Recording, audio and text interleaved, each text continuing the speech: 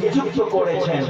যেমন আপনি চলে যান সাদুল্লাহপুরে হযরতে সিরাজউদ্দিন আকি, চলে যান পান্ডুয়াতে হযরতে আলাউল হক পান্ডবী রাহমাতুল্লাহ আলাইহি, চলে যান আজমিরে হযরতে খাজা গরিব নওয়াজ, চলে যান বাগদাদে হযরতে গাউসে সামদানি মাহমুদে সুবহানি আব্দুল কাদের জিলানী দরবারে। সুবহানাল্লাহ। নিজের সময়ে ইসলাম প্রচার করেছেন, যাদের মাধ্যমে আজ আমরা ভারতের মাটি তথা বিশ্বের আনাচে কানাচে যেখানে সেখানে মুসলমানের সংখ্যা পর্যাপ্ত পরিমাণে আছে। আর প্রমাণ আছে, একটা দিন এমন আসবে গোটা পৃথিবী মুসলমান রাজত্ব চালাবে। জোরে বলেন সুবহানাল্লাহ। সেটা খালি আপনি শুনে থাকলেই হবে না, আপনাকে আমল করতে হবে।